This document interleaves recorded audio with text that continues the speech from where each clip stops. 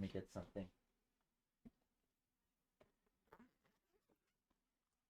Ruben shoot rate. I don't know what happened. I can ask him.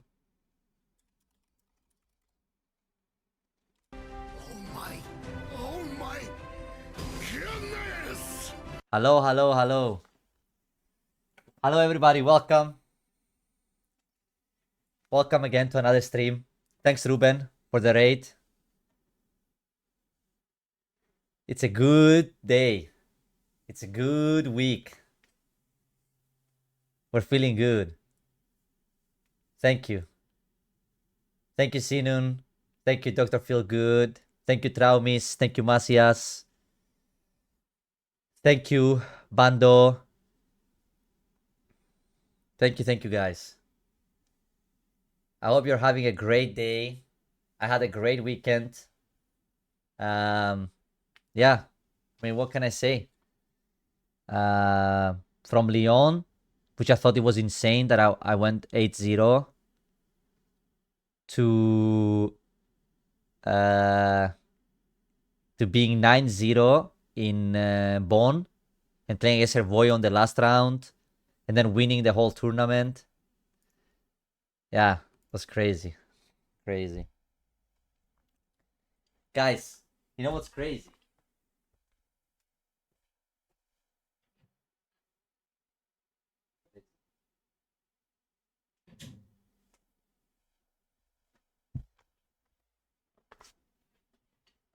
What is it?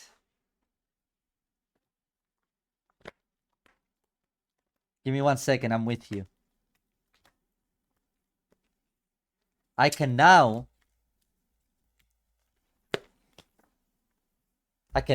almost play an L. I can almost play an L now. Okay? We're getting there.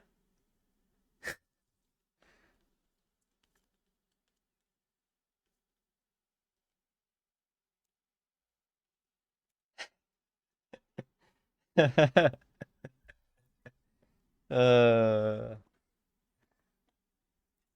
would be the only way I would ever play an L. It was great to meet you. I have to say, one of you who showed up and gave me this during the tournament, and that was really, really nice. Look, this is the Rosinante devil fruit, right? It's like a plushie. I appreciate it. It was really nice.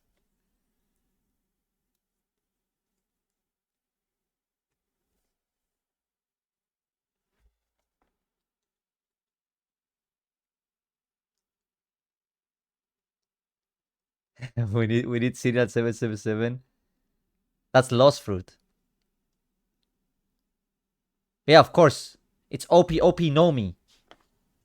It's the fruit that Rosinante gave to Law.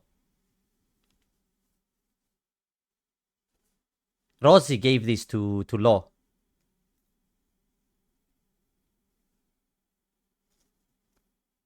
So it's really nice. Anyway, shoot all the questions. Any questions you have? One force fairy team. Hey, that's the same as giving, guys. It's like me trying to teach you this game. I'm force feeding you information.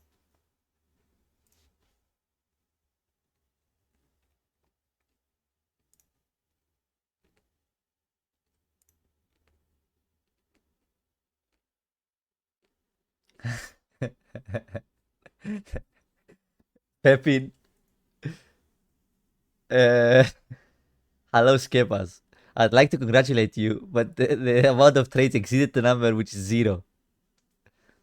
But wait. But did you see the game against Hervoye? Did you see this? Where is it? Did you see the game against Hervoye when I went all on Luffy and just smorked? I did this for you, chat. I smorked for you. On stream, round 10. 9-0. Bam. Bambaglat. All face. Okay, so would you say that GP is the best deck in the format? It definitely is. Explain the third Bagua. So, if I could, I would play 4 Bagua probably. Bagua is goated. Okay?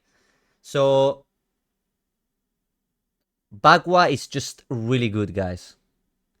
The reason why Bagua is good is because it opens up for the games where you don't see pudding, that you can use cards like Bagua to save up the game. Like, did you see? Oh, thanks, thanks. Uh,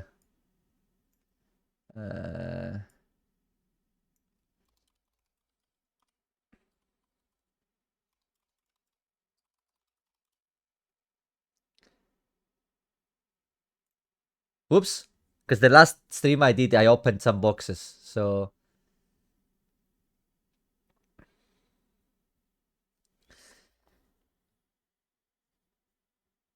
yes. So if you don't have pudding, you can still play with like Zorojuro and Rush Luffy.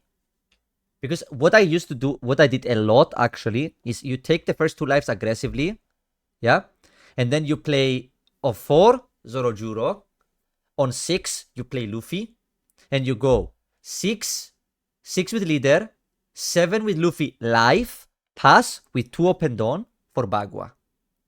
And basically, the ramp for Bagua makes you as if you played pudding while having a Rush Luffy instead in play. Does that make sense? Because when you play pudding, right, you go, instead of going -2 with leader, you go -1. And that opens up for you to draw with your next pudding. I will share it. But now you actually get to get the pudding benefit while developing a Luffy, while also being able to draw with your pudding the turn after. So in let's say a deck like Rayleigh, right? They decide to not play Luffy on the 5 Dawn, and they play like a Rush Zoro or something. Then I'm way more inclined to go to 2 life. Yes, exactly. This is why UP has to starve GP, because it doesn't allow this game plan, right? So I'll give you an example, right? I play against Rayleigh, and I go on 4 on this, and I search this card earlier. They're way more inclined to not play Luffy, let's say, and go for something like a Rush character. But that will force me to 2 life, which means on 6 Dawn, I can play Rush Luffy, attack into their board, and leave 2 open Dawn for Bagua. Which means when they attack, I play Bagua, and I ramp, and now on my 7 Dawn turn, which would have been 8 Dawn turn, I can play Pudding, draw a card, leader effect, and now leave open Dawn for the rest of my game plan. Whether that is like Dead Man's Game on the board to clear it, or it's Green Zoro to clear the board, or whatever that is. But basically, this sets up that you so that you can pudding when you have like less than 2 puddings, when you only have like 1 pudding and you want to draw from it. This play sets up that your first pudding will draw from the beginning. And it specifically matters a lot against Rayleigh. Okay? Because that's where card advantage matters. Against Rayleigh, every card matters. All the counter you can get matters. And I can tell you, a lot of the games against Rayleigh don't go traditional pudding games. It's very rare that you will have traditional pudding games against Rayleigh, where you just stack multiple of them on the board. The third DMG. So on the stream, I played. Let's find it 1 second. It's this, and it was. So this was the first game on stream. Okay. that are Look at this game, guys. Okay. Exactly, yep. Let me mute this. For people asking me why have Bagua, okay? Why DMG is good. Look at this game. Look at this game here. So let's go through it together. So I'm playing as Bonnie, and I'm on 9 Dawn. Look how crazy this turn is. Okay, I get to play Luffy Taro plus Pudding, and then Leader Effect, and go to 6 Dawn, and I get to develop a second Rush Luffy as well. So my board at the end of this turn is this. Look, this is my board at 9 Dawn, guys. And why? This is because I did not Leader Effect a single time this game. On 5, I played Pudding, pass. On 7, I played Rush Luffy, pass. No attack, nothing. Okay? So I get to keep all my Dawns. Even though I have Pudding in play, I still don't Leader Effect. Why? They are starving me anyway, so why would I Leader Effect? But this allows me to go to 9 Dawn. And now on 9, I can play Taro, Pudding, Leader Effect, open 6, and play second Rush Luffy. And now they get to untap with an Uruj in play, and my board is double Pudding, double Rush Luffy, Luffy Taro. Like this board state is unlosable, guys. Like I cannot lose from this point of view. Like, do you see this? How massive this board is?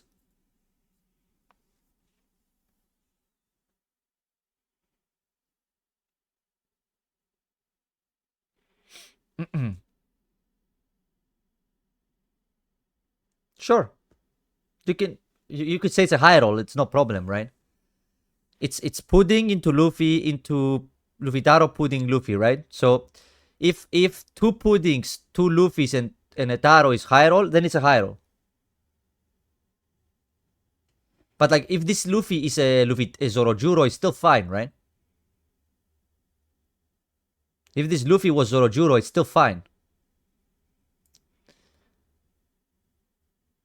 Yeah, but if this Luffy was Zorojuro, it's still fine. If this Pudding was Zorojuro, I could still play Taro, Pudding plus another Zorojuro, and my board would be a bit smaller, but still very strong. You know? Hey Vinkaru, thanks for the subscription. I appreciate it. Welcome, my boy. But anyway, and from this point, I'm just every turn. Look, he's gonna play Doffy, he's gonna freeze, and I'm just gonna Deadman's game both and attack into it. And I do that every turn for the rest of the game. Okay? Yeah, I did search the Taro this game.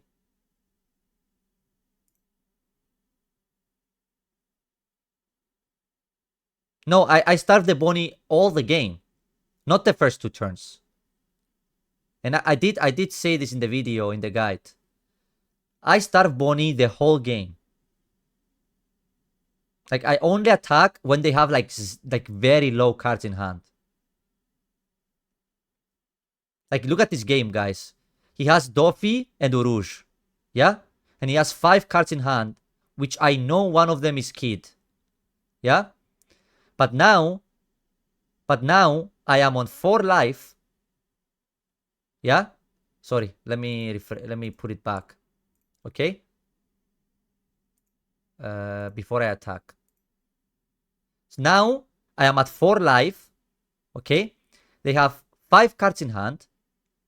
And I can Deadman's game this and swing with Luffy, everything on this while being at 10 Dawn and take the life to draw a card, right? Because I can actually use the Luffy effect now to draw cards. At this stage, we're both starving each other, but I can actually... Oh.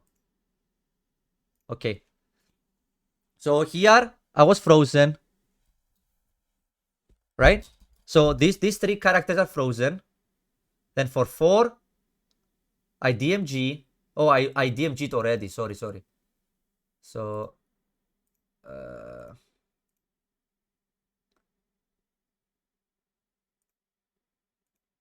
what is the DMG?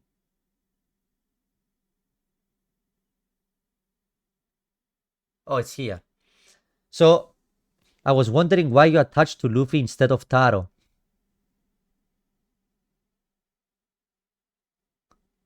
I did. He attached onto Luffy and took it back. No, I didn't leave the cart. I didn't leave the cart. As long as you keep holding the cart, you're allowed to move whatever you want. So, you're asking me here, why did you not DMG the Dawn? Correct? What would you tap of the two characters if you DMG the Dawn?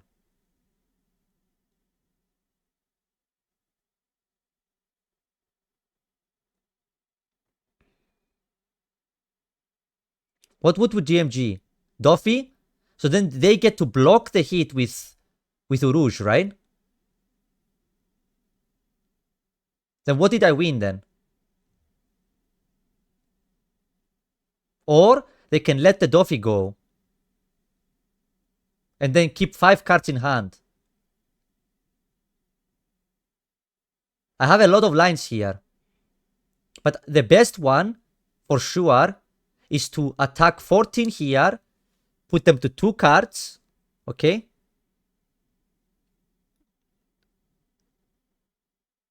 Correct. Exactly. So I would attack, restand, right? And then what happens? He lets the Duffy die.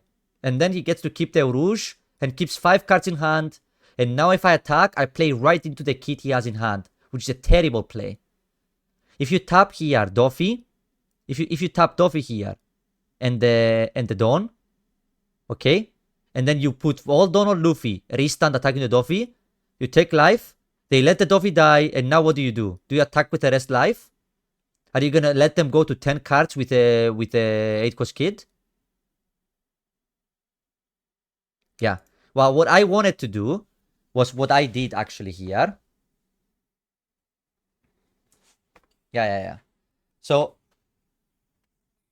I DMG'd already and I tapped.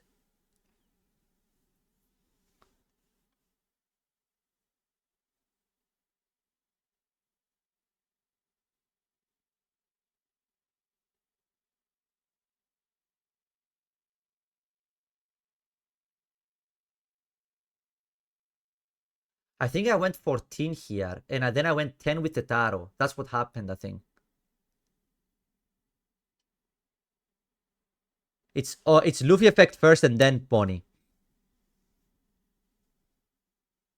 Bonnie can tap the Luffy.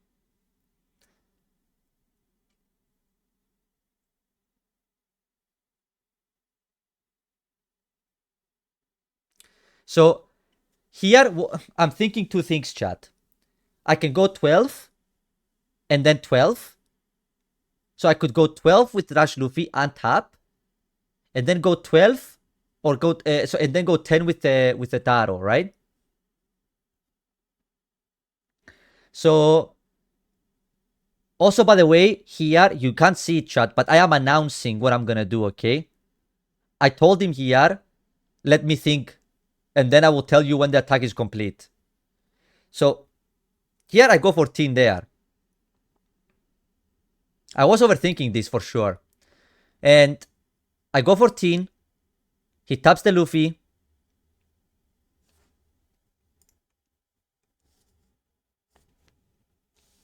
Yeah?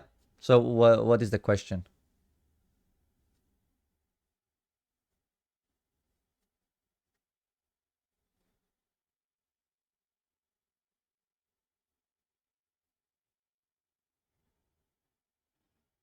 Ah, okay. So here he's forced to throw 3 cards to save the Duffy, right? Or he lets the Duffy die. I did.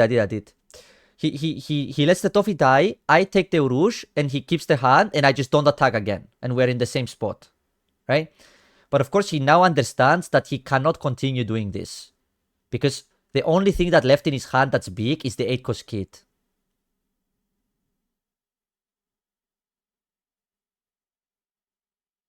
Right? And the thing is, I can just start drawing cards every turn now. Because I have 2 puddings, this Luffy effect is free basically. Every turn. Right? So I can start drawing my life turn by turn with the Luffy in play. And next turn I get on top with everything. And the difference here is what people don't realize is the fact that they're on 5 life is completely irrelevant, right? Because I can actually kill them from and you see here he countered, right? Now, even though he's at 5 life, he's actually lethal range. Like I can kill him next turn from 5. From 4 sure I can kill him. Right? The difference is I know I have DMG in hand and I know he has a kit. Right? So in my head, I'm thinking his best play is probably to play kid and pass. Anyway, we can continue watching this.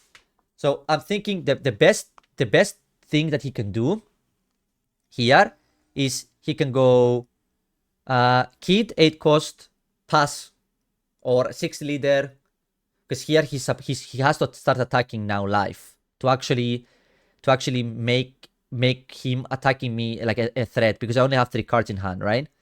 So I think here his best play was actually to go kid 6 life with leader pass, you know, not knowing I have DMG in hand. But he actually attacks here with the Doffy, which is, it's not the play. Because with the amount of cards you have in hand, attacking basically means you're dead to DMG, right? Because now I get to kill everything. And the reason why I counter this hit here, in case you're wondering why I counter this, is because I don't want this 10. I don't want to take this 6. And then the 10 goes live, and then it's Hoddy, and he puts me to 0 this turn. That's why I counter this 6. Because if it's 6, then he can Hoddy me. Then he can Hoddy me. And then put me to 0. And then there is a world where I can lose actually, right? Well, as long as I'm in like safe range, I'm good. So here he attacks. He's thinking about it. And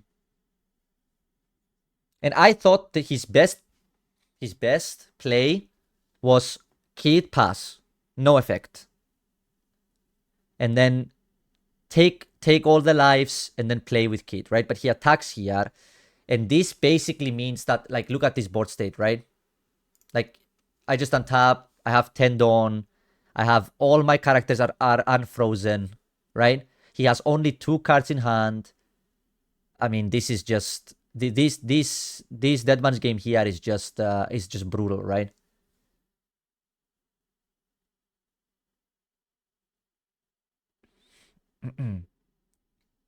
Because now I get to tap the Dawn and the Kit. I get to leader effect. I have 10 Dawn open. And now I don't even need to attack like that big, you know? I'm just going to force I'm going to attack 12 into the Doffy, because I know it forces the, like it guarantees that the Doffy will die, you know? And I'm at 2 lives, so I don't need to use Luffy effect anymore. So I just go 12 into the Doffy. If he counters this, I'm just going to go 10 after. So then if he counters this, I kill everything and all his hand. So what he should do is just let both die, right? That's the play. But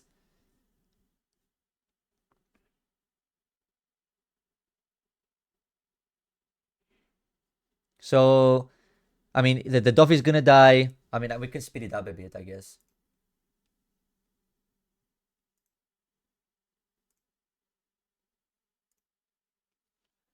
And then I kill the... Yeah, because like this board is unbeatable, right? And now, as you see, I attack. Why? Yes, exactly. And the reason why I attack here is because now he's only at 4 cards. So even if he plays Kid here, he's dead from 2 life with a Kid. So now I can afford to attack, right? But like this game, I was not in danger at any point, right? Like I have open Dawn with Giants in hand as well, and I'm on 10 Dawn. Like this game is impossible to lose, right? So he just plays like a slow turn here. I mean, you don't need to see this, right? He just plays some small blockers, and I untap with everything, right? And now I just attack for game, because he's at like 3 cards in hand with 2 lives and 2 blockers, and I have 23 hits, right? The only thing that's important here is to attack with the pudding first, because then you force the leader on one of the Luffys, and then you leave the last Luffy as the last attack, right? Just attack with anything that's not one of the Luffys, because then you can leave the second Luffy as the last point of attack, right? And in this case, I have Usohachi in hand, so leaving the Luffy-Taro is the character you want to replace, and you want to invest at least one Don on the pudding, so that you can have a Don to remove with leader effect when you Usohachi, right? So now you see it's 8 with pudding here, because I know if he doesn't block here, I want to play Usohachi, and I need one Don somewhere to be able to remove with leader effect to be perfectly efficient, right? That's why you need to put one Don on the pudding, because it only costs 3 for the Usohachi, right? So I'm attacking 8 here, thinking he has to counter because the Luffy's here, right? If he doesn't counter this one, he's dead to the Luffy on board. So he can't. He can't. So he has to counter this one. Knowing he has to counter this one, right? Then I know I'm just going to Usohachi this Bonnie and kill him with the Luffy, right? So he counters this, I play Usohachi, and now I have 4 Don. And I remove 4. And now I can attack 7 with the leader because he has 1 card, right? Sorry, I can swing 7 with the Luffy to play around Luna. And then it's everything. So, yeah. So this was one of the games. This was the round 5 game. Let me quickly find the other game. Then the next one they put me on stream was this one. This one was against Hervoye.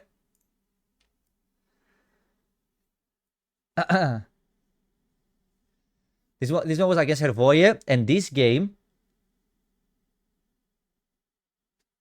yeah, I wonder why, Fabi. Maybe it's because the GP didn't high roll, you know?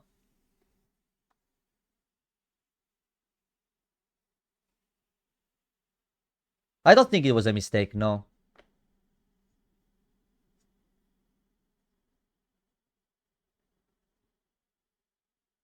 Hey, big.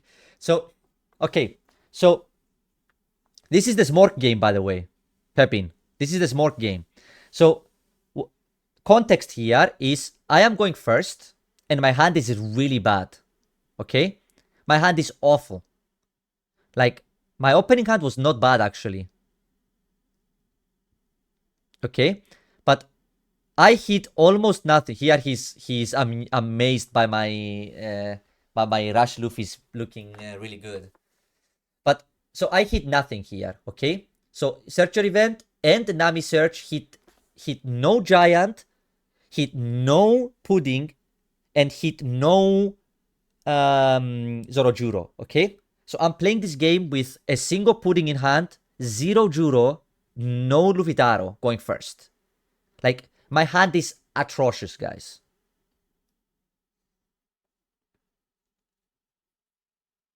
Okay, so I play the pudding, but I have nothing else. Nothing else. Okay, so, and here actually, he makes a good play here. Because most GP players here, okay, would go pudding, leader effect, and play a 4 cost.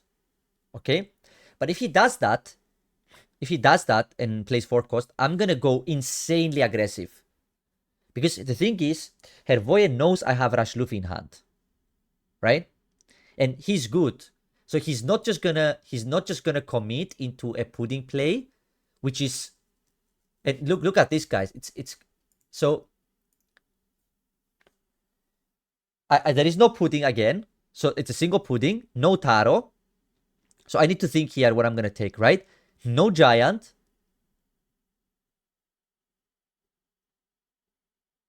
Sorry. I have Taro, but I have nothing to play with the Taro. Sorry. That was what it was. So I have to choose. Next turn, I'm playing Rush Luffy no matter what. Right? So what do I take? Do I take the Taro and hope I draw a pudding?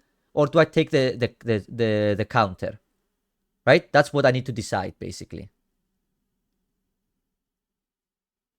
So I take Usohachi, and then he plays Pudding, he leader effects, and he leaves the Dawn open, right? Which is a good play, which is a very good play here.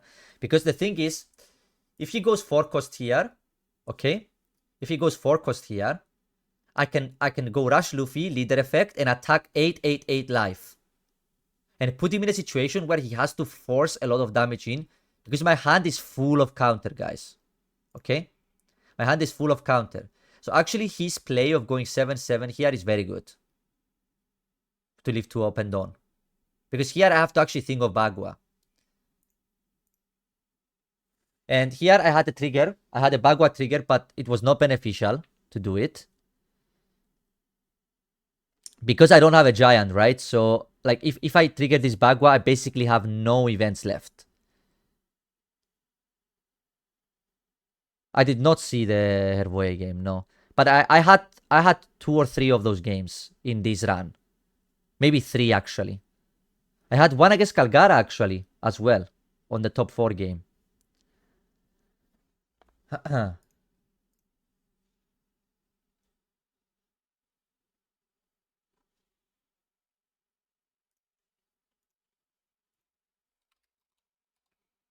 You can see the deck list, by the way, and the post there. And you can see my my deck profile here. Let me put it there while we're watching this game. 1 second. This is it. Thank you.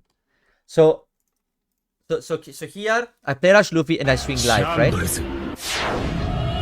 Hey, in a billion, thanks for the subscription. I appreciate it. 2 months in a row.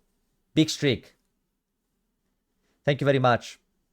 So I swing live here because my hand, guys, is nothing. Okay, it's just 2Ks. Look at this. Look at this hand. This might as well be a foot instead of a hand. Look, it is Rush Luffy. Yeah, Rush Luffy. 0 cost 2K stage. Green Zoro 2K Bagua and an Enami Searcher. The problem here is if I went Nami Searcher, okay, and then found Pudding, I could not play anything after the Pudding. And I can't afford to do that. You know? Hey, yo, Simpy. Big sub. Thanks. 6 months in advance? Insane. As All Might says, oh my goodness.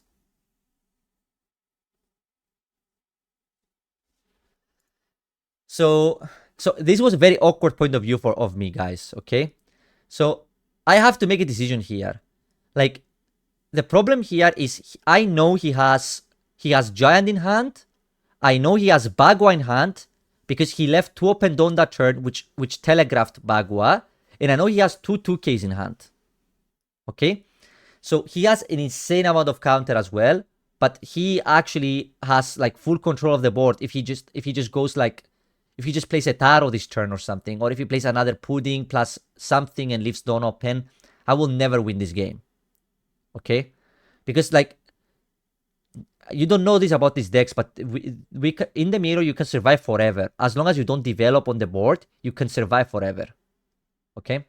So here, I just go for Bagua. Try to ramp as much as possible just to be at 9 Dawn so I can actually have the most of reach possible. And here, I was just hoping he would tap out. Because he doesn't know my hand, but I know my hand. And I know that if let's say the last life or the draw is not a giant, I won't survive. Like this game, like I won't survive a prolonged version of this game.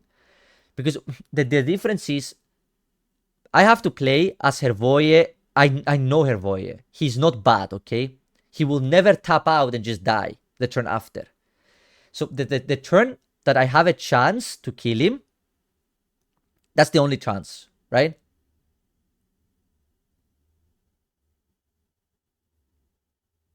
So you see here, he paused for a moment. I actually thought he miscalculated something.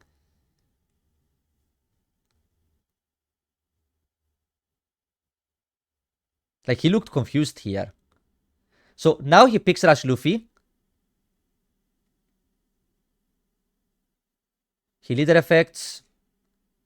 And he now has 5 open Dawn, right? And now he can go 8 with leader.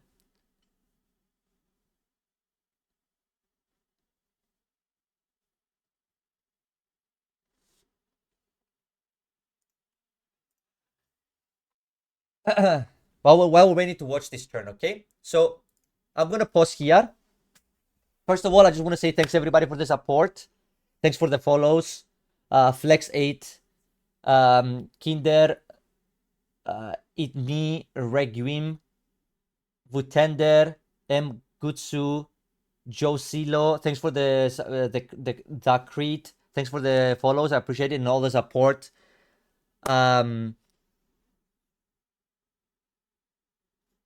Yes. I was on A2Ks. And it would have been 7-7, I guess. That's true. Should have watched the deck profiles. But so like this turn is a very interesting turn, right? So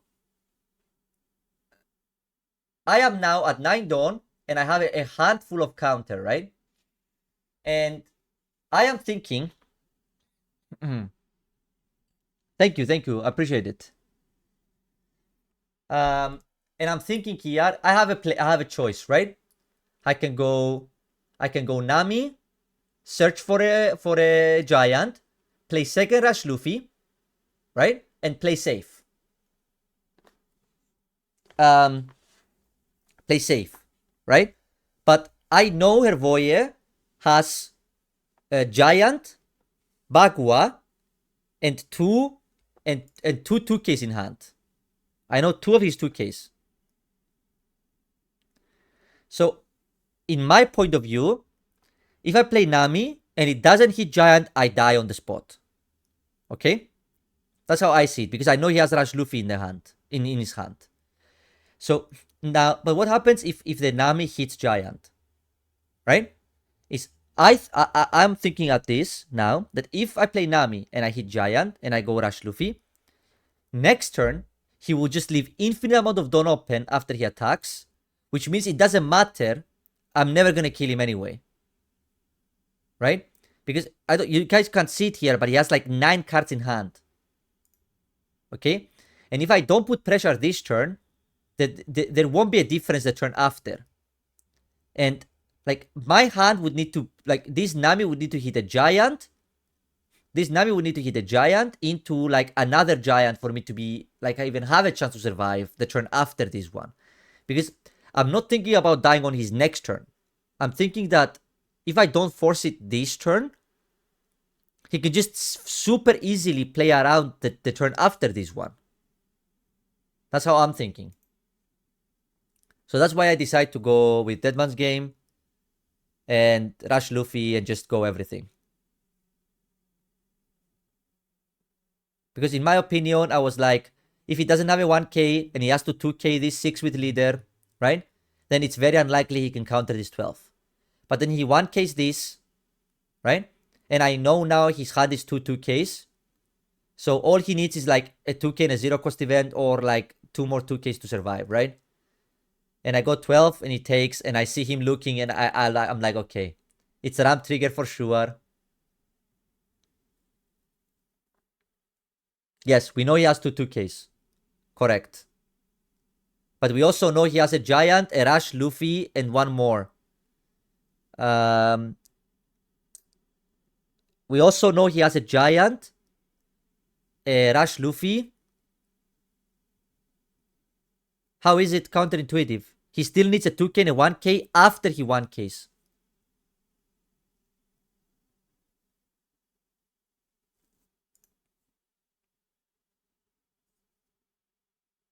It was Bagua, but it didn't matter here, right? So I would have, even if he didn't have the counter, I would have lost.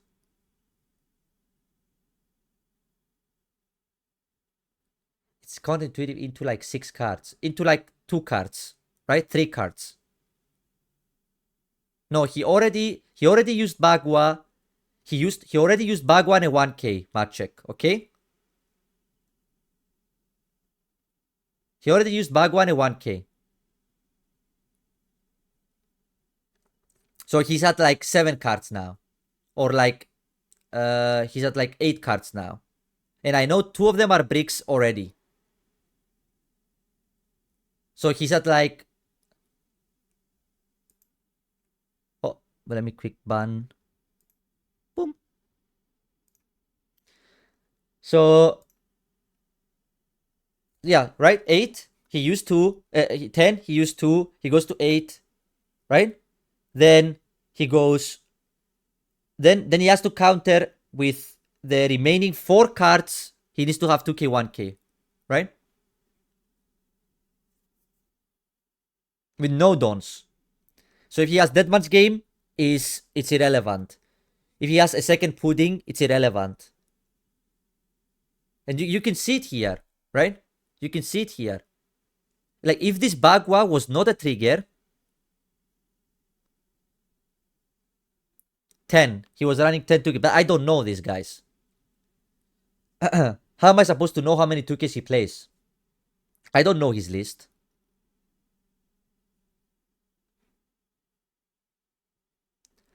But so you think his board sucks more than us?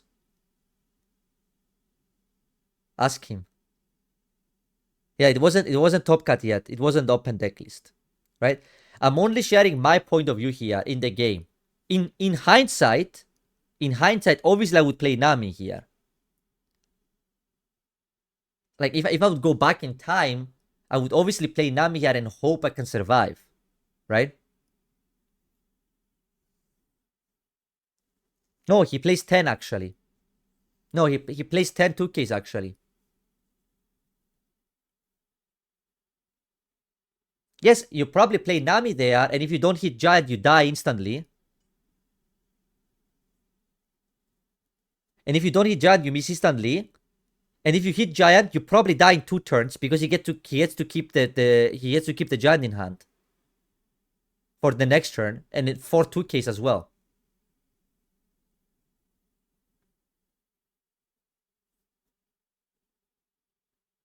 It's all 2Ks. My hand is only 2Ks.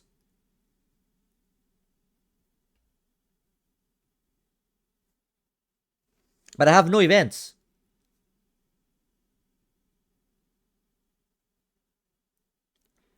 Because, like, my thought process is, right? Like, imagine he doesn't attack live there and he attacks on the board. Or imagine his hand is only events and no counter other than the 2-2Ks.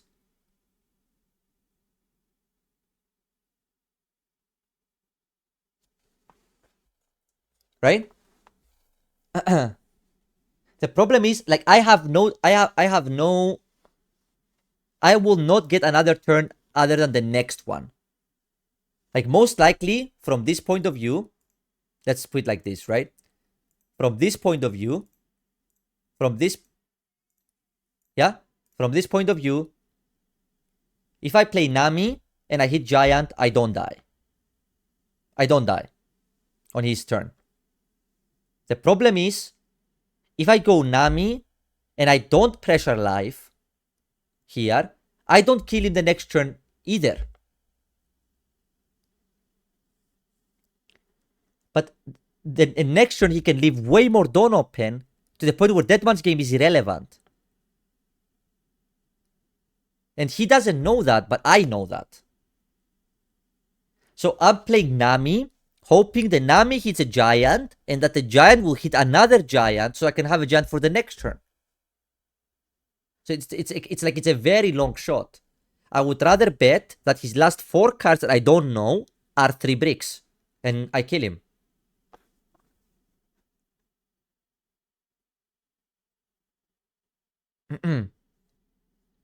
Right?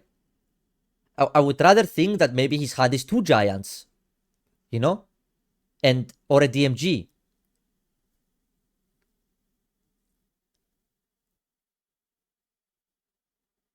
That's what I'm saying.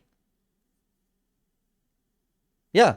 Because he can just, on his turn, he can go Rush Luffy, Leader Effect, attack with everything, right? And then push all the 2Ks out of my hand, and then pass with 6 Dawn open. And now what do? He has Bagua, with 10 fucking Dawn. And now I can never kill him. Right? And I know for sure I won't survive his Luffy turn when he untaps with Luffy. Anyway, I do the typical scale pass. I don't need to explain you why I did this, guys. This is just who I am, okay? If a situation is uncomfortable, and I think it's not like percentage-wise, I thought at that moment that I had a higher percentage chance to win the game by attacking 12. So I play to win, and I play not to lose in 2 turns from now. Because I know his hand is double event. If the rest of his hand is 4 2Ks, I'm gonna lose anyway the turn after. Right? With all events and 4 2Ks. Obviously the backward trigger would have made me lose, right? So I just played to my outs, which I thought was what to win, right?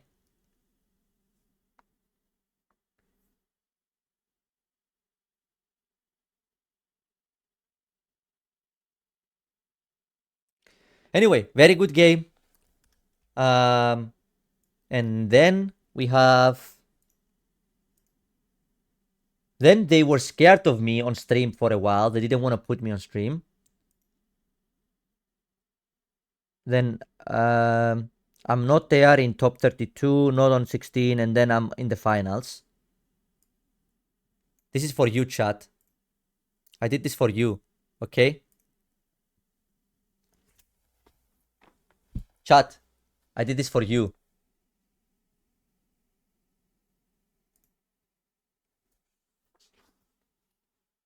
The wing. The wing was specifically for you right there.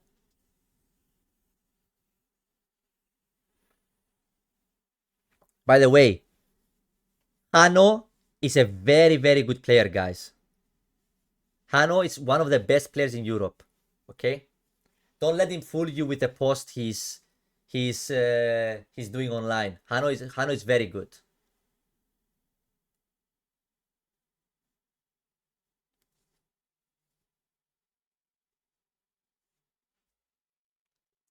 As soon as I knew it was Rayleigh in the finals. I don't think so, guys. I actually thought I was gonna I actually thought that my chances were not very high. Because I was playing against Rayleigh, which is a bad matchup, and he had the dice roll. So I thought my chances were not so good, actually.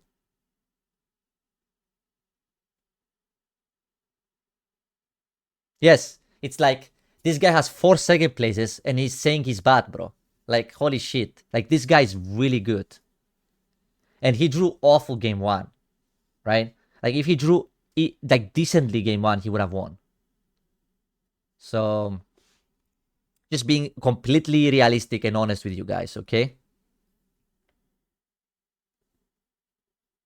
Yes. Also, this hat, guys, I know you don't believe it, but this hat, when it gets equipped, when this hat gets equipped, you get a bonus buff. Okay? You get like +3 intelligence.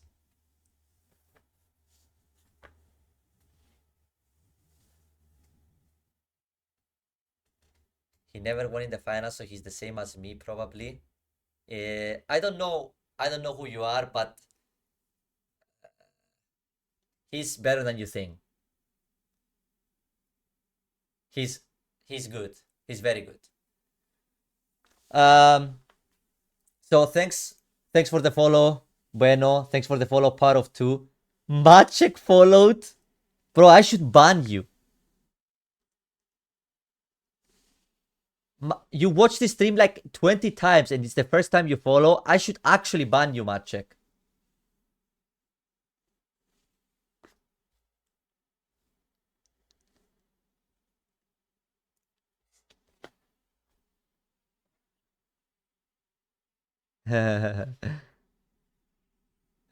Maciek is only convinced now, guys.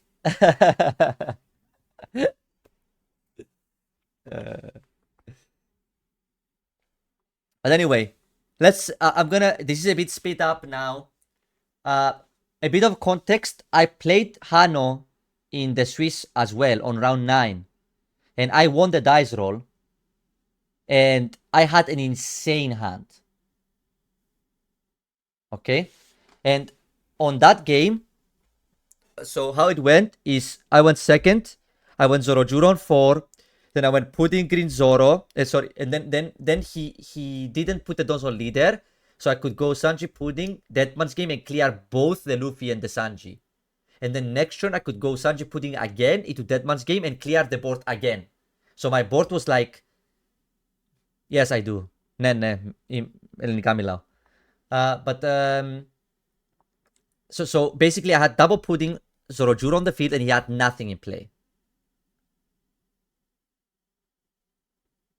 Bro, unrelated, it's okay. Like every person can attach Don however they want, bro. It doesn't matter. As long as it's clear visualization what's happening. And from my point of view, I could see the Dons very clearly, right? So it doesn't really matter. But anyway, so in that game, from his point of view, right? It was a game where I cleared his board every single turn. And I don't know if that had something to do with the way he played this game. I don't know if that game had something to do with this. Does Greece has the best players in OPTCG community? No, I don't think so. And I'm not from Greece actually. I'm from Cyprus, but I speak Greek. Greek is my main language. Well, at this point, English is my main language actually, but my mother language, let's say, it's Greek. Hey man, thanks. I don't know.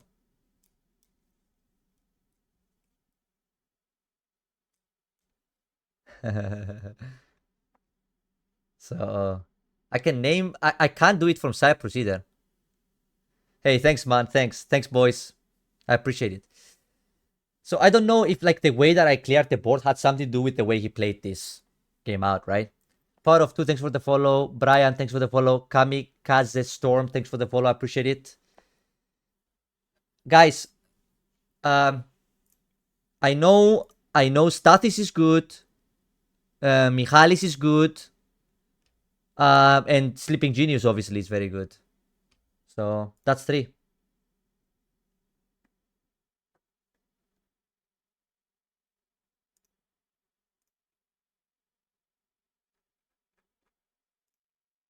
So can you do me a favor?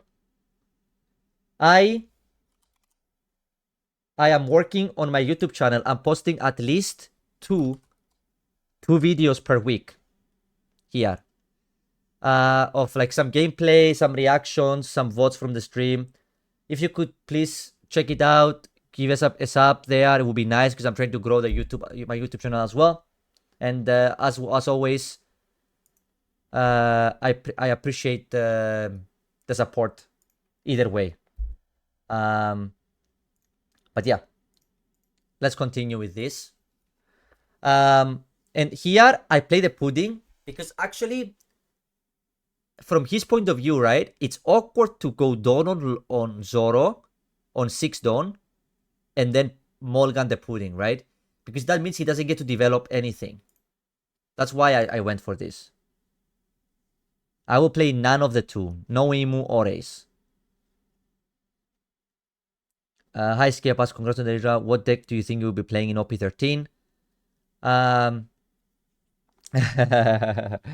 Maciek is a little nice guy. And I will probably I will test some GP Luffy. I'm testing Zoro Sanji first to see if I can find a list that can beat both Emu and Ace. And after that, we will see. Yeah, I like this meta a lot, actually. So, and you see here, he goes for a very aggressive play, which actually hurt a lot here. This actually hurt me a lot. Because I had to make a decision here, right? Like, I throw my only 2 counters in hand. Sorry, 2 of my 3 counters in hand. Or I take the last life, right? And it's a Nami. And I search. And I'm thinking it's like You know what's weird this game? It's like, look at this. Look at this search. It's 3 Rush Luffy, guys. Look at this. This search had 1 Green Zoro and all 3 copies of my Rush Luffys. All of them. Look, 1, 2, 3 copies and a Bagua. So the moment I pick this Green Zoro, I know for the rest of this game I will not see a Rush Luffy.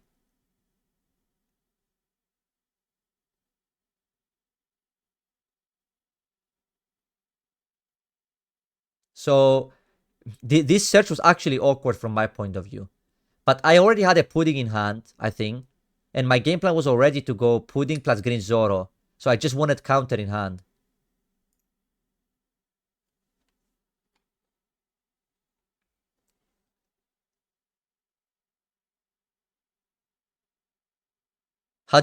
How do you play so clean? And the moment you said how do you play so clean, I dropped the giant. Face palm. Oh my god. I dropped the fucking giant, bro. uh. Anyway. So I go Taro. Taro effect. Put the pudding in play. Pudding draw. So because I knew my hand was so like threat heavy, right? I didn't need the Rush Luffy. But if I didn't have a second pudding, I would have picked the Luffy there.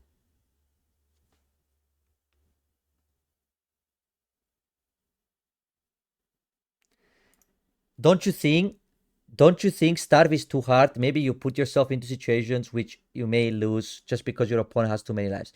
So I'll ask you something. How often do you think you beat Rayleigh by attacking them? Let's have this discussion, chat. How often do you think you would win? What do you think the stats are if you attack into Rayleigh?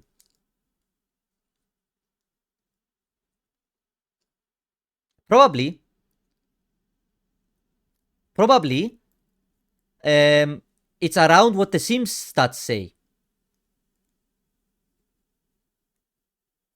It's probably around to what the Sims stats say.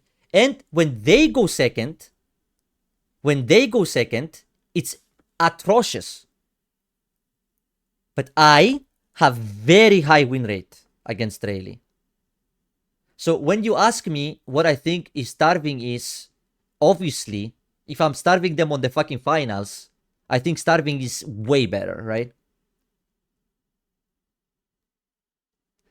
Like the problem with attacking is that there is 2 situations that happen, right? When you play against Rayleigh, there's 2 situations that happen. They have Luffy, opener. Okay? They put the Donzo leader. And then when you attack live, if they have a Morgan trigger, you die on the spot. Are we all agreeing on this? So, they draw good. They Luffy Sanji. They're Luffy's a 6k. You attack live. They trigger Morgan. You die on the spot. Do we agree? I want to see some reactions in the chat. Because I want to see that people are listening and we are all aligned here. Yep. Okay. Now, there is a situation where they don't open good. They open really bad. They have searchers. Yeah. And they don't hit the cards. Then, in that case, why the fuck would I attack them? Because if they don't have the cards, I'm just going to play my cards while they don't play their cards. And then I'm going to kill them late game when they don't have anything left. So in both cases, it's better to starve.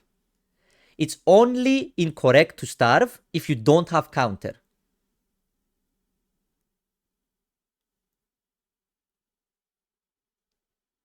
Yeah, but no, because the problem is the games you watch when you think I would have an easier game when I attack 1 turn earlier is because you are assuming the games would go the same way. But the games would not go the same way. Because if I attack the turn earlier and I get Morgan triggered when the board is full, I lose. Or if I attack a turn earlier and he gets like like a kid killer from life plus another Conqueror's Haki, then I can't kill him the turn after like you think I could. Because you are assuming that if I attack 2 lives, next turn he's at 3 life and I can kill him from 3 lives. But I can't, because he's at 3 lives with 2 extra cards in hand, which could be Searchers. It could be a Giant. It could be a Molgan. It could be a Conqueror's Haki. It could be Searchers that search the Conqueror's Haki. Like, the game trajectory changes completely if you attack or not. The games look completely different if you attack or not attack. So I played a lot of games, guys. I played against Ninja 1K, I played against Impact, I played against Vihtini, I played against Hano, 3 games. Okay? Starving them is very hard. It's very hard. You need to play very well to beat them. Okay? If they open good and you're starving them, you have to play very well. And the games are close. But I win way more games when I starve them and I'm in control of the situation and I make the decisions than when I attack them and let them make the decisions. You know? Because when they draw well and you attack, you're gonna lose. So I hope that's a good explanation.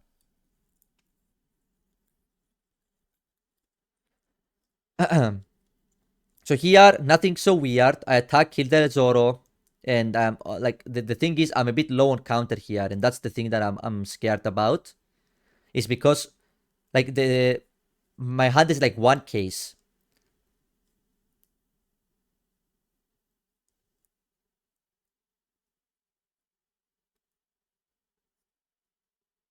Yes, I would say most of the games I win into GP are when they swing and they give me the tools to take over the game with multiple Luffy into more plays. Yeah, that's what I think so as well.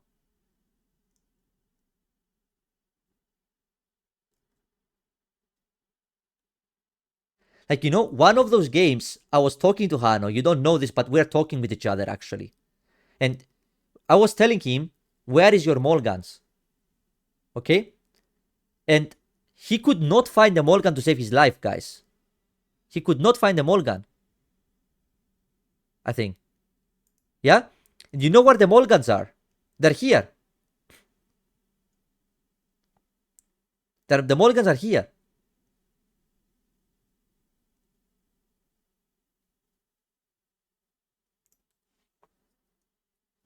And it can happen, right?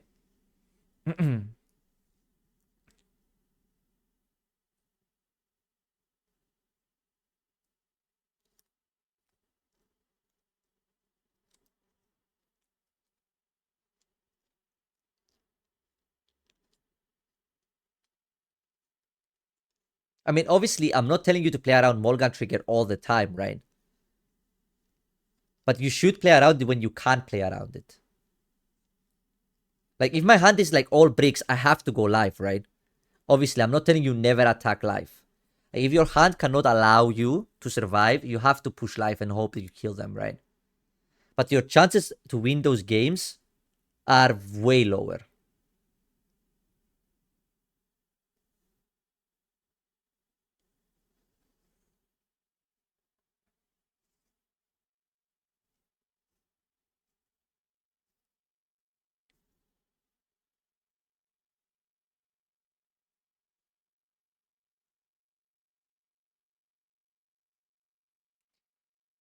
So this was his first Luffy turn, right? And now I have a decision to make. I Giant here to stay at 1. Because the reason why I Giant here is because this is open deck list. So I actually know he plays Frankie. Okay? So I know what I usually do against this deck is I go to 0. I attack live in 1 turn, push everything, and then I survive 1 turn and kill them. I think 1 actually. Right? But the reason why I used it here is because I know the way he plays, it looks like he's playing into Frankie. Because he goes wide with the boas and doesn't pressure me to go to 0. So this makes me feel like the game plan is for next turn to go Frankie and attack a lot of 6s. That's why I gianted there and didn't go to 0. Because I'm thinking, how do I lose this game, right? And that's, I take the life, pass, and then he goes Frankie, Boa, all done. Attack with Boa, or attack with the leader first, and then Boa, and then the Luffy that's boosted after, right? And like that's what I wanted to avoid, right? That's why I started 1 life, because at 1 life I can actually take one of the hits.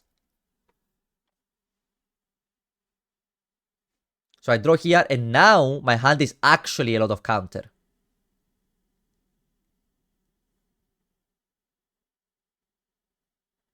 And I'm thinking all I have to do is just kill the big Luffy, because that's the only like direct threat here. Also, it plays around the Morgan trigger, because then he doesn't have a 6k body in play anymore.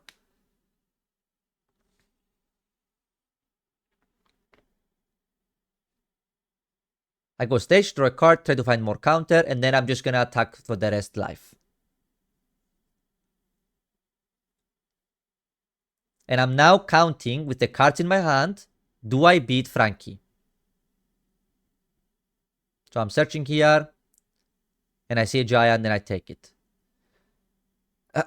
Because obviously there is a chance he doesn't have Frankie. So obviously I need the giant, right? In case he doesn't have the Frankie and he goes for like a bigger hit.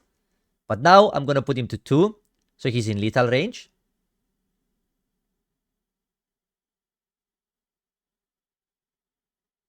And then I pass with 4 open dawn. And I had here 1 giant and all counter, by the way. So my goal here was to counter everything, take the life, and use the life that could be a brick to throw away to giant.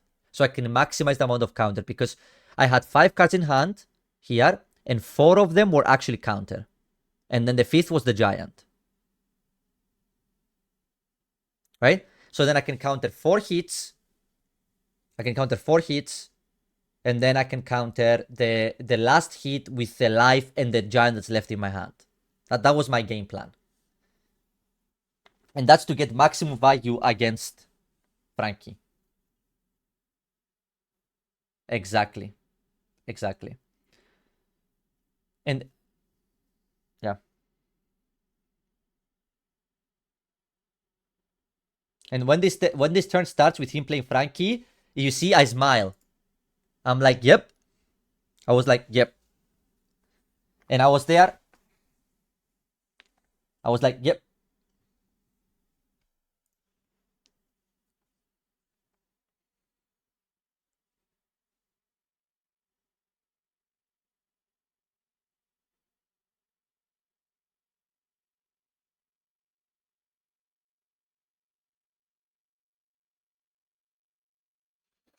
Let me drink something.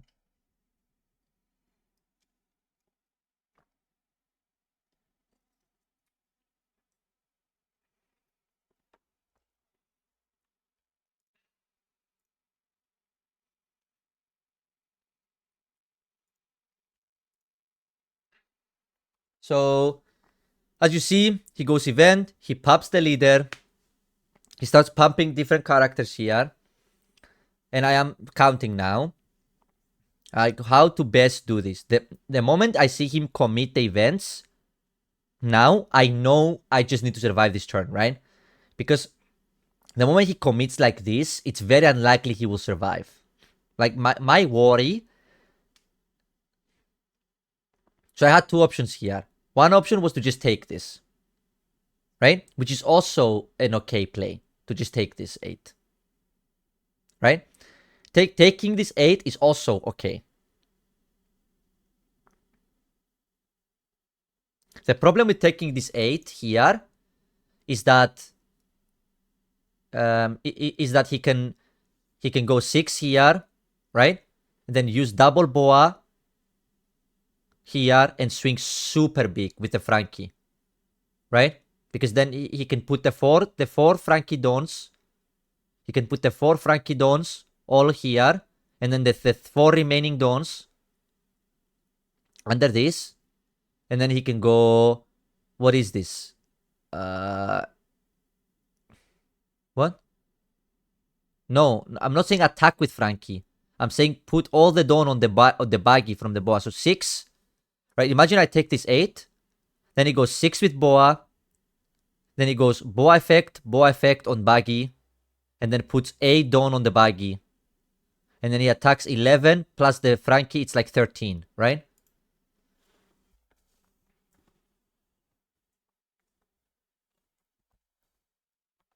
So the reason why I'm countering this, by the way, is because there is a world where he still plays safe. He can still play safe here.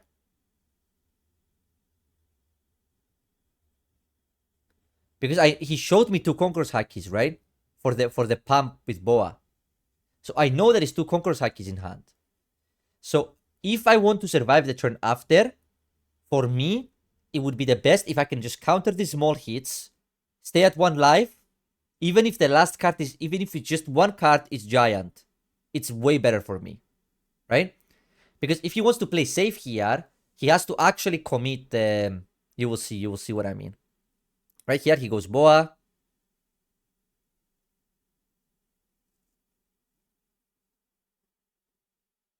He goes 6, and I counter, and he's smiling here because he's like, fuck. Yeah, he's like, fuck now. Now what do I do? And now he has 3 dawn left.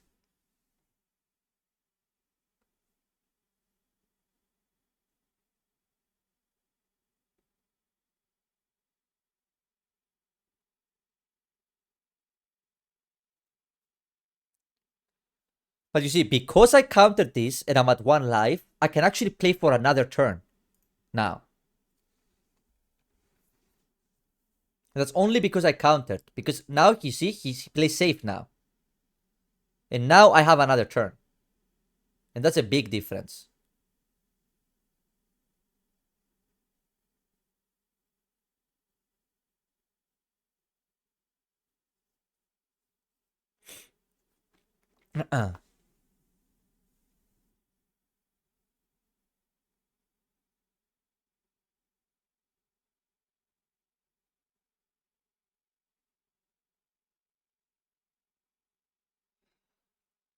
And here is where I had a decision, which is very debatable.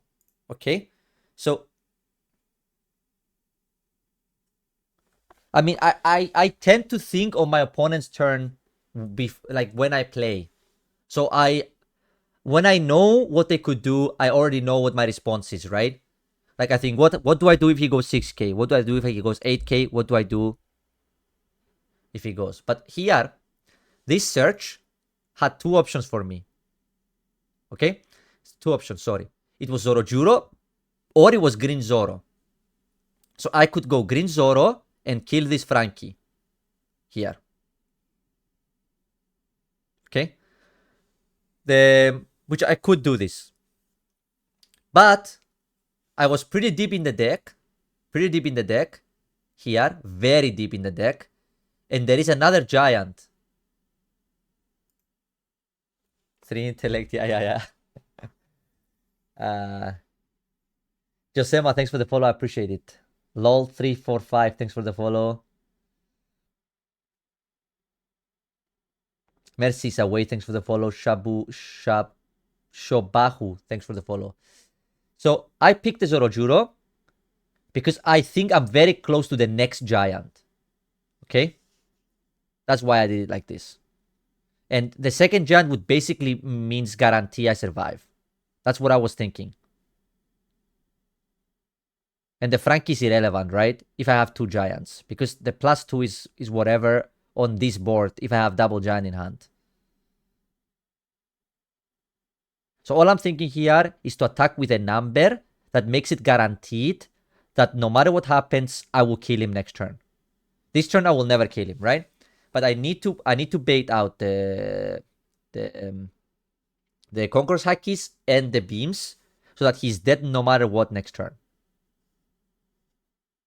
And then I go Juro. I search 5, trying to find the giant. No giant, I just take the 2k. Shambles. Hey. Drashem. Thanks a lot for the sub. I appreciate it. Welcome to the Super Smorc club. And thanks also, Leaks, for the follow. So, what are the stats on the low hat? There is no stats on the low hat. It's just Giga Chat. Actually, there is stats. +2 Giga Chat. Okay, so he knows I have Usohachi, right? In hand. So again, he's gonna go. He goes Zoro, which makes sense, and he goes 6 leader. And I 2k. Okay? My last card is also a counter. So he goes 6 here, and I counter again. And now, the plan that I had last turn is exactly the same. And now he has a decision, right? He can go 6 with Frankie, which makes sense. I take. He knows this card is giant, guys. He knows that card is giant. So now he knows I have giant in hand. So now he has a choice. He can go 6 with Frankie, 6 with Baggy, right? So that means, wait, let's see it. So he has 1, 2, 3, 4, 5, 6 don't open, yeah? So that's 1, 2, wait, 1, yeah. Wait, no, he has 5 don't open. So now he goes 8 with Baggy. Okay? So what are people saying is he should have went 3 dons on Baggy, 6, right? And then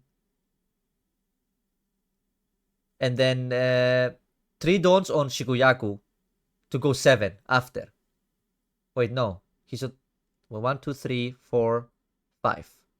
Yeah, so they wanted to go 3 dons on Baggy here, right? Force the giant, and then 2 dons on Shikuyaku and go 6, 6. Which is the same, right? As 10. Because now it's 10. Because he has to he goes giant. I go giant on the 8, which makes the Baggy a 10. So now I need to draw a counter from giant. Right? I just need to draw 1k counter from the giant. And it's a 10k, and I +3. And now, because I even though he has double Conqueror's Haki in hand, because I put him at 0 last turn, he cannot survive anymore, right? So then the game ends here.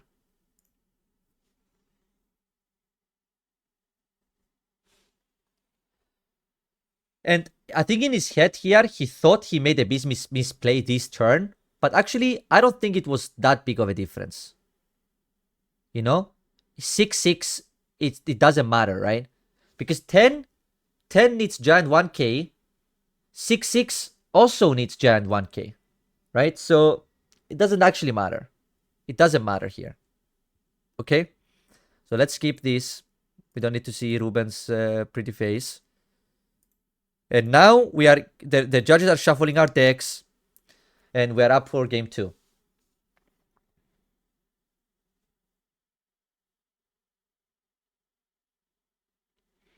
So this is the game. I think I mulligan this hand, actually. Yes. So I mulligan. And let's see if Ruben was right. Ruben said I had a pudding in hand. But I don't remember having a pudding in hand. But let's see. Let's see if Ruben remembers my game better than me. And just so you know, some information about the top cut, guys. What happens is the judges take your deck away the whole time. He couldn't go 7s. He only went 6s, right? How would he go 7s? He didn't have enough dons to go 7s.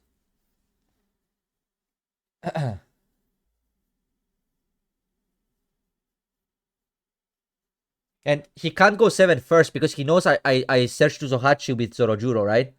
So if the leader swing was a 7, he was trolling, basically. And anyway, you give your decks in, and the judges hold your deck for the whole top cut as long as you're winning. Yeah? And like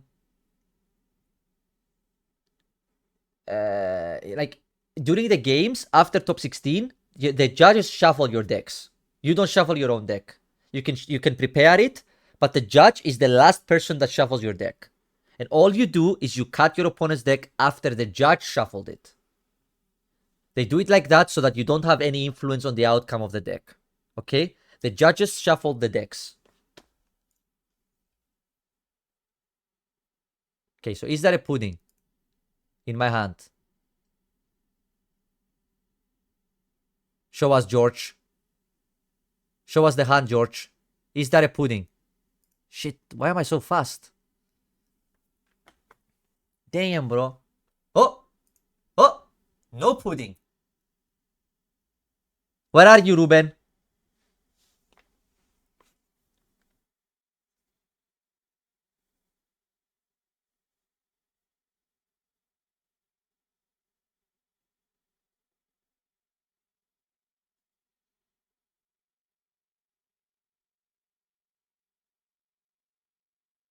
What's the child's name? Ah.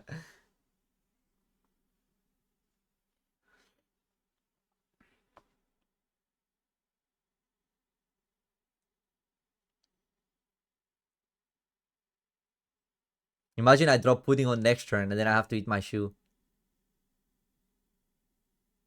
So he did have Luffy. Bro, he's trolling me, bro.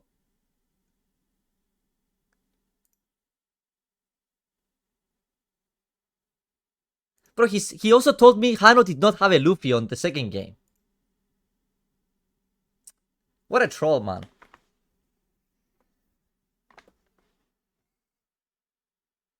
So I take in Zoro.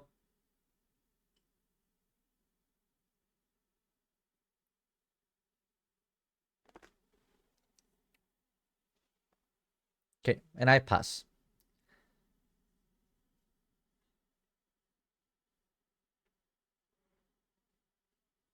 And here, he has to think, right? Because look. He has Luffy. Okay? But remember, guys, he knows I have Green Zoro.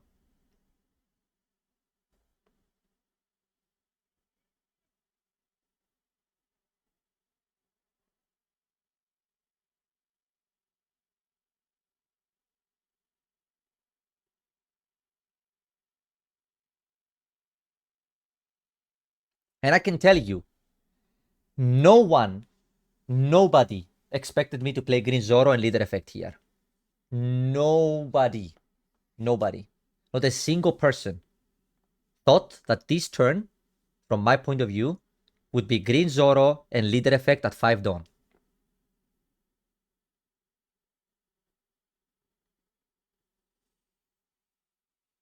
Nope. Stop lying.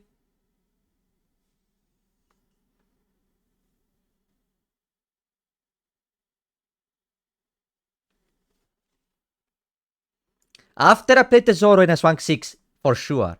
But I'm saying at this spot here, do I have pudding? Nope. No pudding. No pudding. Ruben, you naughty boy. Ah, naughty boy, Ruben.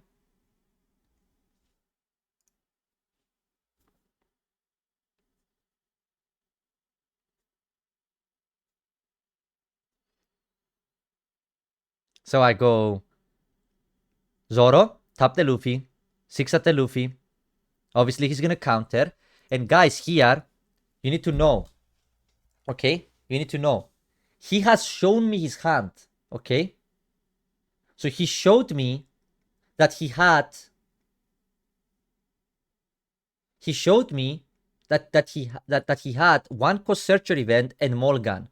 So I know in his 5 cards, yeah?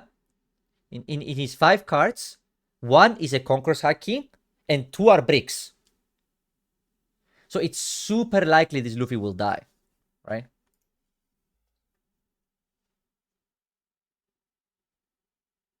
That's why I do this play.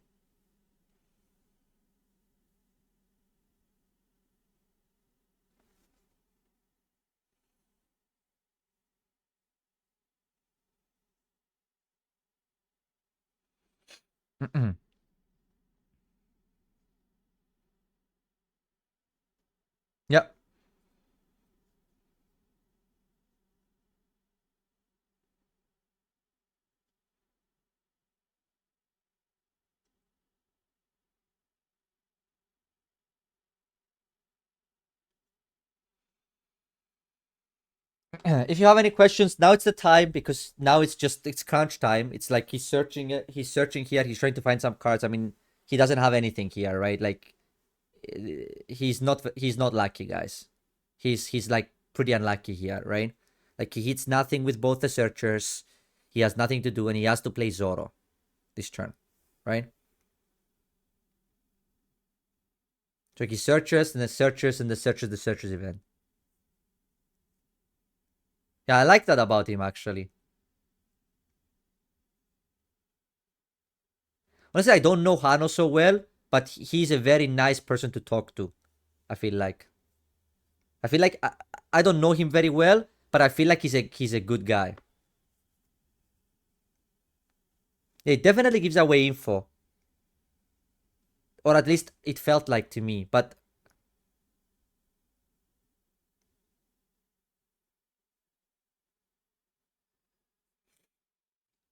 mm-mm.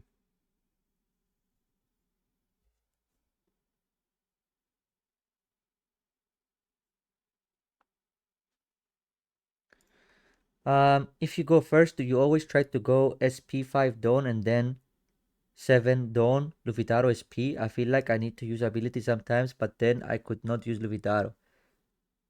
No, it depends. On this matchup, you never do that. On this matchup, you almost never play Sanji Pudding on 5 Dawn. It depends on the matchup. It really depends on the matchup. Against the non-interactive tempo decks, you do want to do that, yes. And you don't mind going to 1 life, for example. I would rather go to 1 life and then leave 4 Dawn open on that turn. And here I Zorojuro and I whiff. Okay? And the crazy part about this game is he whiffed the Searcher on turn 1. Okay? And now this Zorojuro whiff came here to be the equalizer. I've already known those events. He's already shown those events, so I knew both the cards already. So it was basically free for him to buff. I knew both cards already. And now I whiffed the Zorojuro. You see, 3 Namis, Green Zoro, and a Bagua. So now the game balanced a little bit, because he whiffed on turn 1, and I whiffed now. Now it's a little bit more balanced, this game. Because I was in an insane spot here. Here, I was in an insane spot. And when this whiffed, it got a lot closer.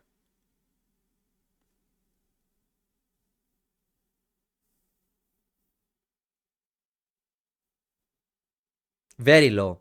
Insanely low. I don't want to count it.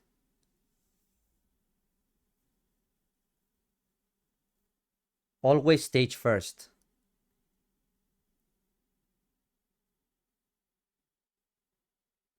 Always stage first.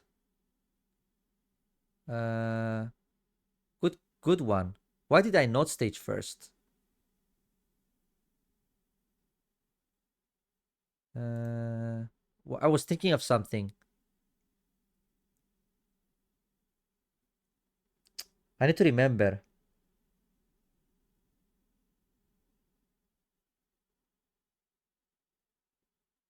There was a reason I didn't. There was a reason I didn't stage first.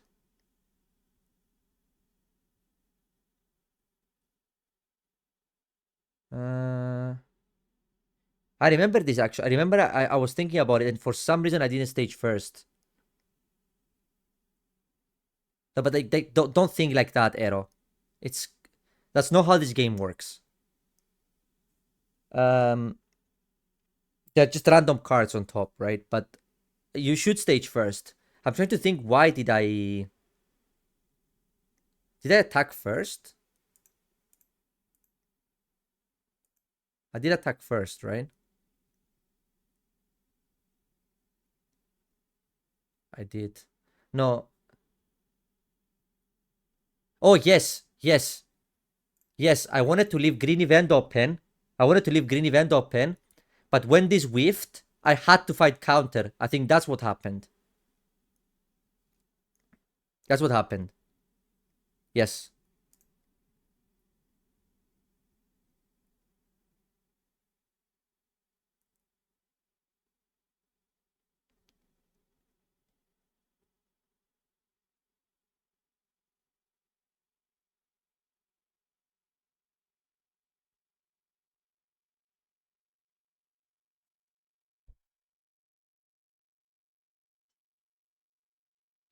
And now I drew the Taro, and the Taro was useless, right?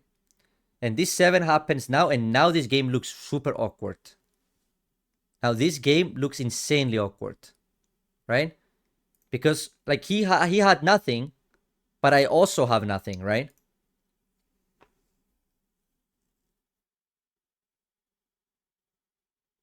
But keep in mind, I still know he has a Mulligan in hand, okay?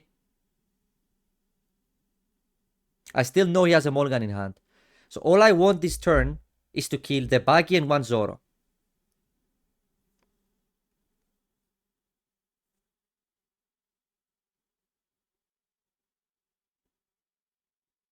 Okay, Conquerors. So now I can play Rush Luffy.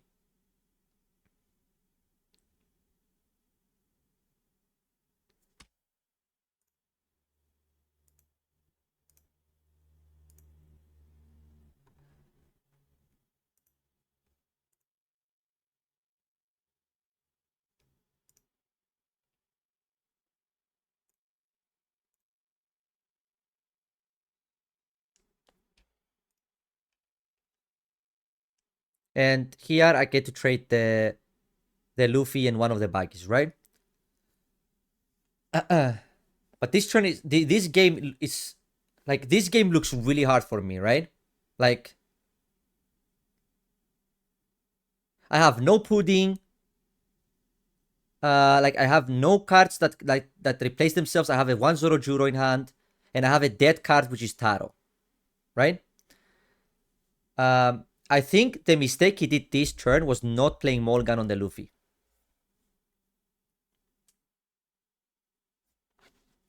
Because he knows I have Bagua here, right? Like these 3 open dons here are very... I would have swung way bigger into the Zoro, try to kill both of them if I didn't have Bagua, right? So he knows. Like he knows I'm not gonna bait when it's bad, okay? So he knows that if I don't have Bagua, I would have tried to kill both Zoros, right? Like 8-8 into them. So clearly I have something here, right? And now he goes 10-10. And actually, this was great for me. Because this put me back in the game. Why? Because that means I could take the life, I could Bagua the next one, go back up in Dawn to a playable amount. Okay? To a playable amount. Clear the Zoro, and now we can play a game, even though I'm at 0 life. So I Bagua, and this time I think I ramp. Yes. This one, I like the ramp. It's on the next one where for some reason I decide that I don't like the ramp. Right? So, and now, this game, even though I'm at 0 life, it looks okay. Because now, all of a sudden, I have Dons. Because the whole problem I had this game was that I did not have Dons to play with. Right? And this is when you start attacking. Now.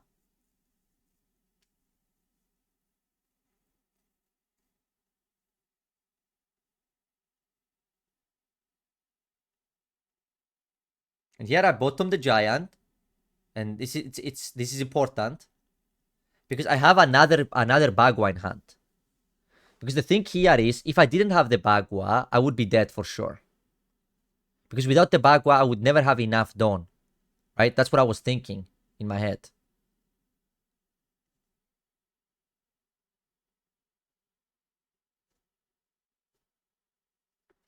And he's tapped out here. So I'm going 6, he takes, and now I go 6 again. And he's gonna counter, I think. And then I play another Zorojuro, I think. Or I play Sanji blocker, I think.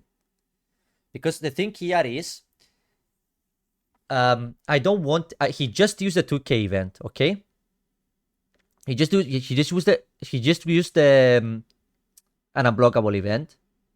Okay? I know his hand is small gun. And he has not searched any unblockable event. So actually, it's not crazy to think that maybe he doesn't have a second one here. Right? And even if he does, I have enough counter without the Sanji. And this Sanji is actual pressure on the final turn. Like, I can actually use this Sanji to kill him.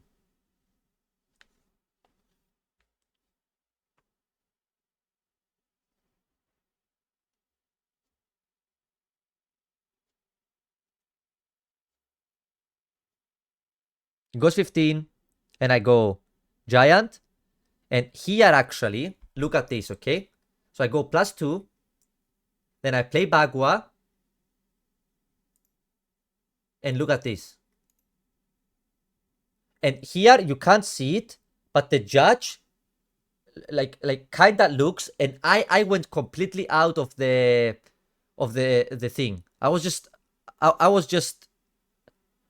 like the dumbest person in the world. I just countered the thing, and I just didn't even think about the Baguadon.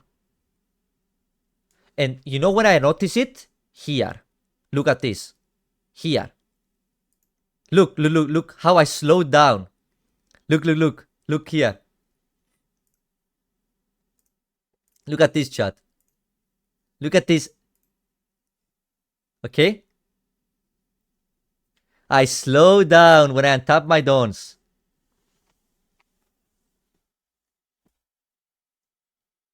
It's not mandatory. It is not mandatory.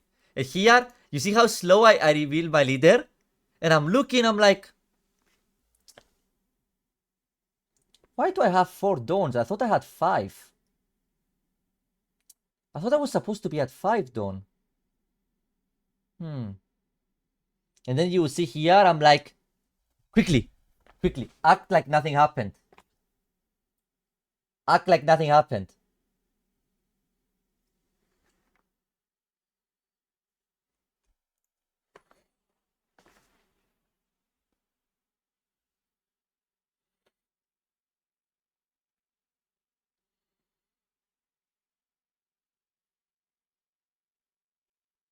Like, actually almost mattered, right? Because if I was at 5 here, I would have lost. Like, it almost mattered here.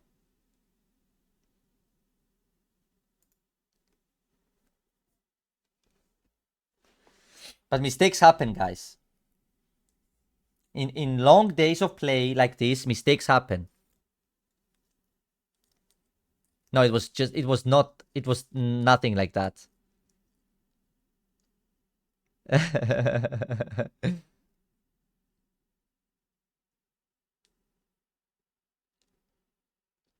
Like, I play in a pretty good pace. I don't know if any of you played against me before, but I play in a good pace. Like, I take my time some turns to think, but I play in a good pace.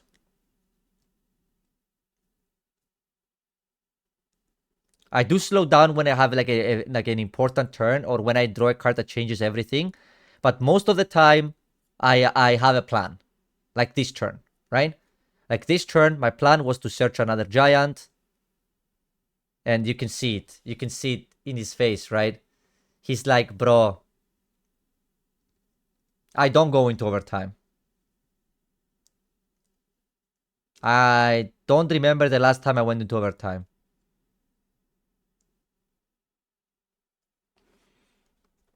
Caught it by Gagam Giant.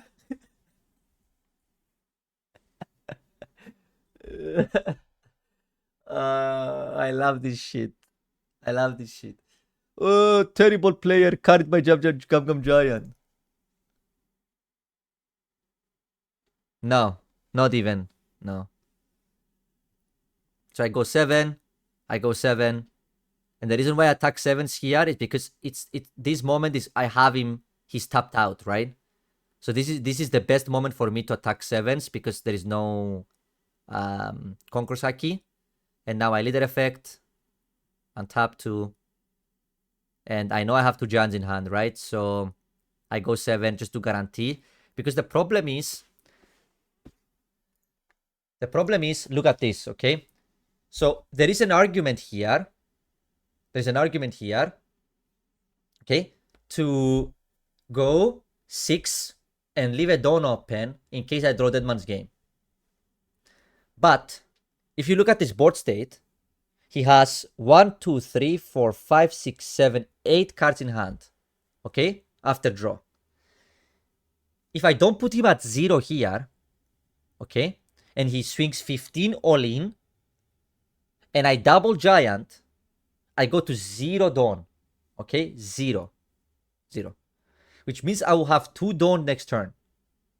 which means I can only attack 6, 6, 6, 5 with leader, 6 with Sanji, 6 with Zoro, 6 with Zoro, and 7, 7 with the Luffy. Right? So I will have to go 5 with the leader first in case he leaves one down open for Conqueror's Haki. But then it will probably just be 5, 5, 5, 6, 6. Right? And if he's at 1 life, I actually don't kill him, probably, even if he doesn't leave open dawn. So here I have to go 7. Right? I have to go 7 to either get 2 cards of his hand to actually put him in lethal range, or to put him at 0 so he could be dead next turn. Because this is not only about me surviving, right? Because he could also attack 6 here, right? And then play 2 characters and pass with 3 Conqueror's Haki, and I could never kill him, right? If he had that, which I don't know if he has that, right?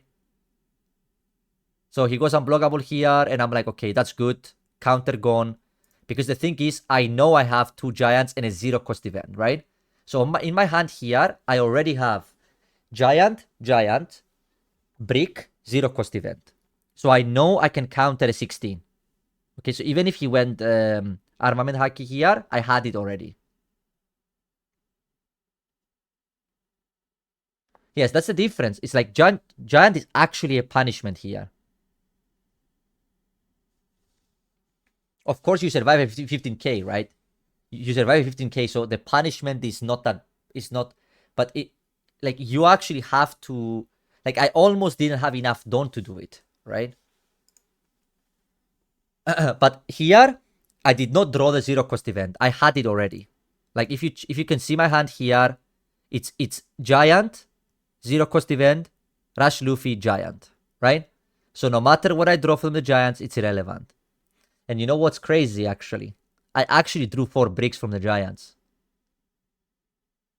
So if I didn't have the 0 cost event already, I would have lost. Look.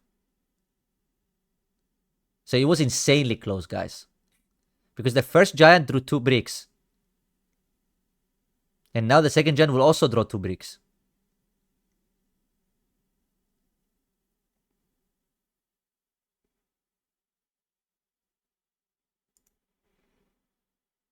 So yeah. So that's it. This is the review. We went through the game. This is how I got carried by Gum Giant and won the regional in Bonn.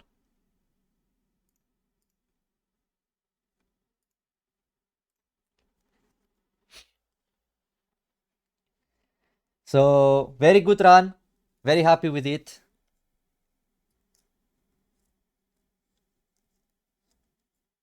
I think you can also attack with Sitko Sanji. How do you know he has a blockable? Bloody. He used one for counter, and he used one last turn to attack, and he didn't search one. So how do you know he has it? The problem is he like, you can't see it from this point of view, but he can actually play safe. I'm trying to get them, guys. I have one now. I'm trying to get them, but I can't find people who are reasonable with the price. I have one now. What is it? I have one.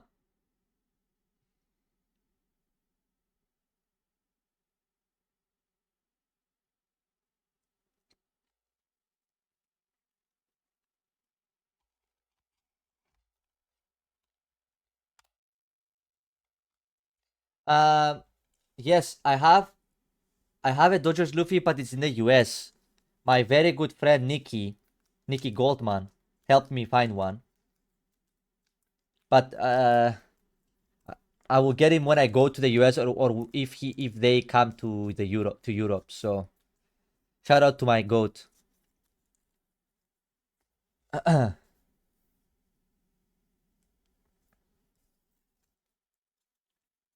So, but yeah, that's it. This was the list I played exactly.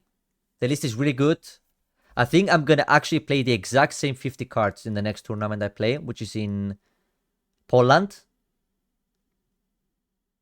I like it raw. I don't grade anything. But yeah, as I showed you before, if I'm ever gonna play an L, is when I get the fourth copy of this card, because then it could be funny, but it's probably not gonna happen.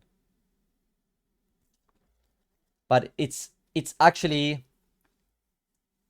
crazy that in 1 month I got 3 top 8s. Like, I'm actually extremely happy, guys.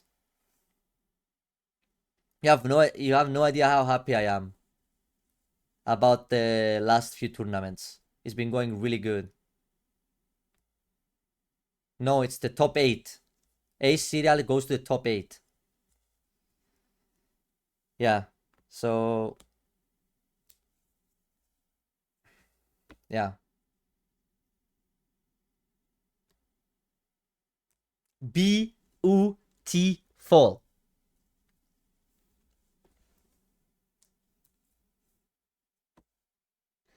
And yeah, I'm gonna make an update on the guide to talk about the matchups and everything, and the weekend and some feedback I have.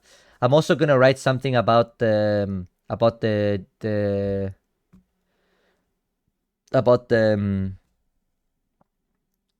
do you call it? About the Shanks matchup, because some people asked me. The Shanks matchup is not that bad, guys. It's pretty good. But I keep one of each cereal for my own private collection, because I like having one. Like the first one, I remember, and I keep that one.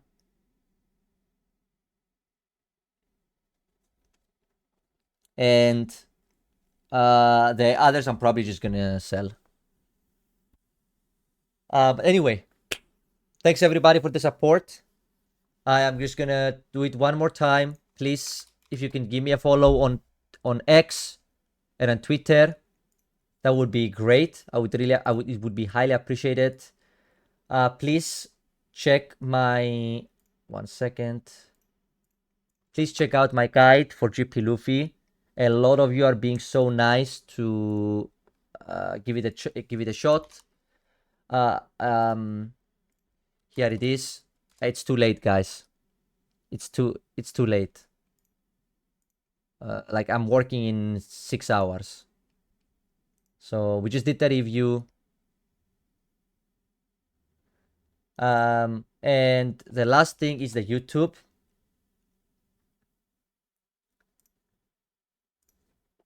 Please give me a sub here. I would really appreciate that. Or a like on the video. This is the video of the deck profile of my win. Check this out, please. And yeah, for 13, I'm gonna play some GP, test out some GP. I'm gonna play some more Zoro Sanji. This was the list I played last time, and it went really good. This was the list, and it looked very, very strong. Tomorrow, I don't know if I'm gonna play.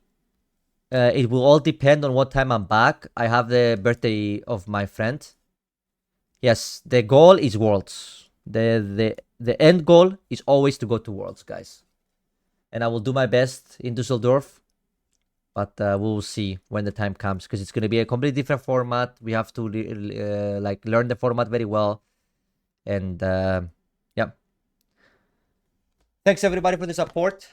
Thanks everybody for watching, joining. I hope you have a wonderful rest of your evening or day, wherever you are in the world. And